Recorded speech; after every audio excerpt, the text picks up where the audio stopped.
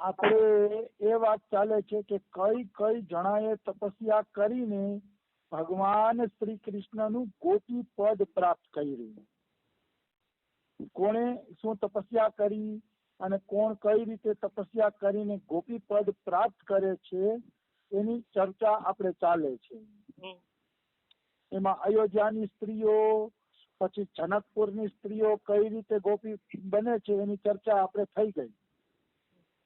હવે આપણે ચર્ચા કરવાની છે કે રામજી પિતાની આજ્ઞા માનીને દંડક વન ગયા. રામજીએ દંડક વનની યાત્રા કરી, સાથે સીતાજી અને લક્ષ્મણજી પણ ગયેલા હતા. તો રામ અને લક્ષ્મણ હાથમાં ધનુષ બાણ લઈ અને બધી જગ્યાએ વિચરણ કરતા હતા કે જંગલમાં કોઈ રાક્ષસ મળી જાય તો એને પૂરો કરી દઈએ. કારણ કે રાક્ષસને મારી અને ઋષિઓનો ઉદ્ધાર કરવા માટે જ રામજી જંગલમાં આવ્યા હતા. તો ધનુષ બાણ ધારણ કરીને જંગલમાં વિચરણ કરતા હતા. એ જંગલની અંદર દંડકારણ્ય જંગલની અંદર અનેક ઋષિ મુનિઓ ભજન કરતા હતા. અને ઈ ઋષિ મુનિઓનો ભાવ એવો હતો કે ગોપાલ વેશ ધારી ભગવાન શ્રી કૃષ્ણનું ચિંતન કરતા હતા. કારણ કે એની નિષ્ઠા જ હતી ગોપાલ વેશ ધારી ભગવાનની અંદર. એટલે ઈ કાનુડાનું ચિંતન કરતા હતા. કયો કાનુડો? ગોપાલ. મતલબ ગાયો પાછળ લાકડી લઈને કાનુડો હિયો હિયો કરતો જાતો હોય એવા ગોપાલ વેશધારી કાનુડાનું ચિંતન કરતા હતા. અને કોક ઋષિ મુનિ રાસ લીલામાં ભગવાન પ્રગટ થયા અને ગોપીઓ સાથે રાસ કર્યો એ લીલાનું ધ્યાન કરતા હતા રામ વખતમાં. તો અહીંયા આપણે એક પ્રશ્ન થાય કે રામ વખતમાં આ ગોપાલનું ધ્યાન ક્યાંથી? કારણ કે રામ ત્રેતામાં થયા અને રામ પછી કૃષ્ણ અવતાર થયો, તો આ લોકો ક્યાં ગોપાલનું ધ્યાન કરે છે? તો એના બે કારણો છે. એક કારણ તો એવું છે કે શ્રીમદ ભાગવત વાસ્તવમાં પૃથ્વીની શરૂઆતમાં જ લખાઈ ગયું હતું. જેમ ભગવાન આદિ અનાદિ છે એમ પુરાણો પણ આદિ અનાદિ છે. એટલે ત્રેતાની અંદર બધાને ખબર હતી કે આગળ કૃષ્ણ અવતાર થવાનો છે. જેવી રીતે આપણે બધાને અત્યારે ખબર છે કે કળિયુગના અંતમાં કલ્કી અવતાર થવાનો છે. કહેવાનો ભાવ શું છે? ભાગવત શાસ્ત્ર વેદવ્યાસજીએ જે રચ્યું એ તો પૃથ્વીના લોકો માટે 18,000 શ્લોકમાં રચ્યું. બાકી 1 કરોડ શ્લોકનું ભાગવત તો જયારે પૃથ્વી બ્રહ્માજી બનાવે છે ત્યારે જ પ્રગટ થઈ જાય છે. ભાગવતજી ભાગવતજી આ ઋષિ મુનિઓને ખબર હતા કે આગળ ગોપાલ રૂપધારી ભગવાન અવતાર લેવાના છે, એટલા માટે એની ગોપાલ રૂપમાં નિષ્ઠા હતી. એટલા માટે તો કહેવાનો ભાવ છે, એક તો ભાગવત શાસ્ત્ર ઉપરથી આ લોકોને ખબર પડી અને ગોપાલ રૂપમાં નિષ્ઠા થઈ, અને બીજું જે ત્રિકાળદર્શી સંતો છે, સિદ્ધ મહાપુરુષો છે રામ વખતના, ઈ બીજા બ્રહ્માંડની કૃષ્ણની લીલા જોઈને બોલે છે કે આ બ્રહ્માંડમાં કૃષ્ણનો ભગવાનનો આવો અવતાર પણ થાય છે. જે રામ અત્યારે આપણા અયોધ્યામાં છે એ બીજા બ્રહ્માંડમાં કૃષ્ણ બનીને આ પ્રકારની લીલા કરે છે. જયારે એ લોકોને એ લીલાની ખબર પડે છે ત્યારે એ લોકોનું મન એ લીલામાં લાગી જાય છે. આવી વસ્તુ છે. એટલે આગળના ઋષિ મુનિ સિદ્ધ હતા. કદાચ રામ વખતે કૃષ્ણનું ભજન કરતા હોય તો કઈ આશ્ચર્યની વાત નથી, કારણ કે કોઈ ને કોઈ બ્રહ્માંડમાં તો ક્યારેય કૃષ્ણ લીલા હાલતી હશે ને. અને ઈ લીલાને જોઈને આ મહાપુરુષો કૃષ્ણ લીલાનો પ્રચાર કરતા. એટલે રામ દંડકારણ્ય વનમાં પહોંચ્યા તો ઘણા લોકો રાસલીલાનું અને ગોપાલ રૂપના કૃષ્ણનું ચિંતન કરતા હતા. એ સમયે રામની યુવા અવસ્થા હતી. રામ ધનુષ બાણ ધારણ કરેલા હતા. માથે જટાઓનો મુકુટ હતો, કારણ કે વનમાં ગયા હતા ને એટલે જટાઓનો મુકુટ હતો. તો જયારે રામ આ ઋષિ મુનિઓના આશ્રમમાં આવ્યા એટલે આને જોયું, આ બધા જે ઋષિ મુનિઓ હતા ને એને જોયું કે છે તો આ અમારા કૃષ્ણ જ છે, પણ અમારા કૃષ્ણ જે વાંસળી વાળાનું અમે ધ્યાન કર્યું છે ને એના બદલે આના હાથમાં ધનુષ છે, બાકી કાંઈ ફરક નથી. એ જ શ્યામ રંગ છે, એ જ મનમોહક મુખડું છે, એ જ કમળ જેવા નેત્ર છે, અને એ જ અમારો કૃષ્ણ જ છે. આ પણ ફરક એટલો છે કે વાંસળીની જગ્યાએ ધનુષ ધારણ કરેલું છે. આનો અર્થ એવો થયો કે રામ અને કૃષ્ણ એક જ છે. એટલે જ ઋષિ મુનિઓ કૃષ્ણનું ધ્યાન કરે છે, અને એ જ કૃષ્ણ અને રામની અંદર દેખાય છે. ખાલી ફર્ક એટલો છે કે મુરલીની જગ્યાએ ધનુષ છે. તો કે વાહ વાહ વાહ, આજ તો અમારા ભગવાન કૃષ્ણ અમારા આંગણે પધારી ગયા. અમારું બહુ મોટું સૌભાગ્ય, અતિ સૌભાગ્ય કે આજ કૃષ્ણ પધાર્યા. એમ કહીને રામનું સ્વાગત કરે છે ઋષિમુનિ. રામનું સ્વાગત કરે છે, કારણ કે એને ખબર છે કે ખાલી વાંસળી જ નથી, બાકી આ અમારા કૃષ્ણ જ છે. એટલે એમને રામજીનું સ્વાગત કર્યું. એટલે રામે શું કીધું કે હે ઋષિ મુનિઓ, તમે વરદાન માગો. તમારે જે જોતું હશે હું આપીશ, તમે વરદાન માગી લ્યો. તો ઓલા ઋષિ મુનિ શું વરદાન માગે છે કે જેવી રીતે સીતા તમારો પ્રેમ પ્રાપ્ત કરીને ધન્ય બન્યા છે, એવી રીતે અમે પણ તમારો પ્રેમ પ્રાપ્ત કરીને ધન્ય બનીએ. મતલબ સીતાને પતિ રૂપે મળ્યા, એવી રીતે અમને પણ પતિ રૂપે મળો, એવી અમારી આશા છે. આ ઋષિ મુનિઓ એમ કહે છે. તો જુઓ રામ કેટલી મસ્ત વાત બોલે છે. આ રામની વાતમાં બે ભેદ જોવા મળે છે કે બીજો ભાવ તો તમારો ઝડપથી સફળ થઈ જશે, પણ ભગવાનને તમે પ્રિયતમ માનશો, પતિ માનશો, ગોપી ભાવે ભજશો ને તો એ ભાવ સિદ્ધ થતા વાર લાગશે.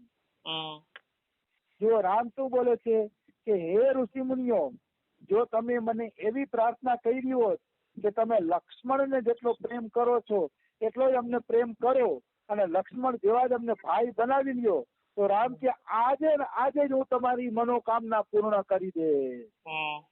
આજે ને આજે જ, એક દી પણ મોડું ન કરત, અને તમને બધાને લક્ષ્મણ જેવા ભાઈ જેવો પ્રેમ હું આપી દેત. રામ કે પણ તમે સીતા જેવો પ્રેમ માંગ્યો છે એ અત્યારે શક્ય નથી, કારણ કે અત્યારે હું એક પત્ની વ્રત વાળો છું, મર્યાદા પુરુષોત્તમ છું ઈ કે. એટલે અત્યારે તમારું વરદાન આપી ન શકું, સીતા જેવો તમને પ્રેમ આપી ન શકું કે. તમારે દ્વાપર સુધી વાટ જોવી પડશે. દ્વાપર સુધી વાટ જુઓ, પછી હું તમને કૃષ્ણ અવતારમાં ઈ પ્રેમ આપીશ. આમાંથી ઈ વાત જાણવા મળે છે કે બીજા ભાવમાં છે ને કસોટી ઓછી છે, અને બીજા ભાવ સીધે ઝડપથી થઈ જાય છે, અને ભગવાને કરુણા કરી દે છે. પણ આ પ્રેમના ભાવમાં ભગવાન એટલે કરુણા નથી કરતા કે જેમ લગ્ન કરીને પુરુષ આખું જીવન પત્ની પાછળ બંધાઈ જાય છે, પછી પત્નીનું પાલન પોષણ કરવું, એના બાળકોનું પાલન પોષણ કરવું, અને પરિણામમાં આ કે મતલબ એક સ્ત્રીની પાછળ આખી જિંદગી પુરુષને બંધાઈ રહેવું પડે છે. ત્યારે ઘર સંસાર હોહરવો નીકળે છે. એમ તો ભગવાન જયારે કોઈના પતિ બને છે ત્યારે પછી ઘર સંસારની જેમ બંધાવવું છે ભગવાનને, એ ભક્તના પ્રેમમાં બંધાવવું છે. એટલે પ્રિયતમનો ભાવ છે ને ભગવાન જલ્દી પૂરો કરતા નથી. ભાઈ નો પ્રેમ હોય સાચું, પણ ભાઈ એકબીજા માટે બોજ ન હોય. ઓલો ભાઈ એનું કરી લે, આ ભાઈ પોતાનું કરી લે, એટલે ભાઈ હોય ખરા, પ્રેમ હોય, તો બોજ ન હોય. પણ પત્ની તો સમગ્ર રીતે પુરુષને આધીન છે, એટલે પત્નીનો પૂરો બોજો પુરુષ ઉપર હોય છે. એમ ત્યારે તમે ભગવાનને પતિ માનો છો, કૃષ્ણને પતિ માનો છો, ત્યારે કૃષ્ણ પછી તમને પૂરા સ્વીકારવાના છે. એટલે કસોટી પૂરી કરી લેશે. પૂરી કસોટી કરીને પછી તમને કૃષ્ણ રાધાજી જેવો પ્રેમ આપશે, ત્યાં સુધી નહીં આપે. એ આપણે આ રામજીના વાક્ય ઉપરથી સાબિત થાય છે. એટલે રામજીએ સ્પષ્ટ કહી દીધું છે કે ભાઈ આ તો શક્ય નથી અત્યારે, કે તમારે લક્ષ્મણ જેવો પ્રેમ જોતો તો અવગડી આપી દેતી છે. તો ધનકારણ્યના ઋષિમુનિ કહે છે કે ભલે પ્રભુ અમારે દ્વાપર સુધી તપસ્યા કરવી પડે, તો તમે જ અમારા પ્રિયતમ બનીને આવો. એટલે રામે કીધું તથાસ્તુ, દ્વાપર યુગમાં તમે જરૂર તમારી ઈચ્છા છે એ પૂરી થશે. આ પ્રકારે દંડકારણ્યના ઋષિ મુનિઓને વરદાન આપીને ભગવાન રામ પંચવટી પધાર્યા. પંચવટી જ્યાં સબરીની ઝૂંપડી હતી, સબરી આગળ આવે છે, મને બહુ ખ્યાલ નથી, પણ પંચવટી પધાર્યા જ્યાં સબરીની ઝૂંપડી હતી. તો ત્યાં જંગલમાં ભીલોની સ્ત્રીઓ હતી. એ ભીલોની સ્ત્રીઓને રામજીની અંદર પ્રેમ થઈ ગયો. પણ હવે ભીલોની સ્ત્રી હતી કાળી ભમર જેવી. ભીલ લોકો તો કેવા કાળા હોય, અને રામ સૌંદર્યવાન હતા, રાજાના દીકરા હતા. એટલે આ ભીલની સ્ત્રીઓ છે ને એ બિચારી કહી નથી શકતી કે રામ અમને તમે પત્ની તરીકે સ્વીકાર કરો. એટલે એ શું કરતી હતી કે રામના ચરણોની ધૂળ હોય ને એ ધૂળ પોતાના મસ્તક ઉપર લગાડતી હતી. અને મસ્તક ઉપર લગાડી અને એને નક્કી કર્યું કે ભૂખા તરસા પ્રાણ છોડી દેવા છે. જો રામ પતિ તરીકે ન મળે તો પ્રાણ ધારણ કરવા નથી. તો એ રામની ચરણ રજ પંચવટીમાંથી લઈને રોજે રોજ મસ્તક ઉપર લગાડે અને પ્રાણ દેવા માટે અપવાસ ચાલુ કરતી થાય. તો રામ બ્રહ્મચારીના વેશમાં એમની પાસે ગયા, કારણ કે મર્યાદા પુરુષોત્તમ રામ સ્વયં જાય ને તો મર્યાદાનો ભંગ થાય. એટલે બ્રહ્મચારીના વેશમાં રામ ત્યાં ગયા અને કીધું કે સ્ત્રીઓ તમે વ્યર્થ પ્રાણ ત્યાગવા માંગો છો, એવું ના કરો. દ્વાપરમાં હું કૃષ્ણ અવતાર લઈશ ત્યારે તમારો મનોરથ પૂર્ણ કરીશ. તમે દ્વાપર યુગ સુધી વાત જુઓ. આની અંદર એક રહસ્યમય વાત એ છે કે ભીલની છોકરીઓ જે કાળી કાળી છે, આજનો કોઈ પણ ધનવાન યુવાન એ ભીલની છોકરીને પરણવા તૈયાર નહીં થાય. પણ અનંત કોટી બ્રહ્માંડ નાયક ભગવાન કૃષ્ણ, ભગવાન રામ એ ભીલની સ્ત્રીઓને પણ એટલો જ પ્રેમ આપવા માંગે છે. એટલે જ્યારે કોઈ દ્વાપર યુગ સુધી વાત જુઓ પછી હું તમને પત્ની તરીકે સ્વીકાર કરી લઈશ. એટલે આ જગતમાં કૃષ્ણ જેવો બીજો કોઈ દયાળુ નથી, રામ જેવો બીજો કોઈ દયાળુ નથી કે જ્યાં બધાને ગોપીઓ બનાવી લીધી.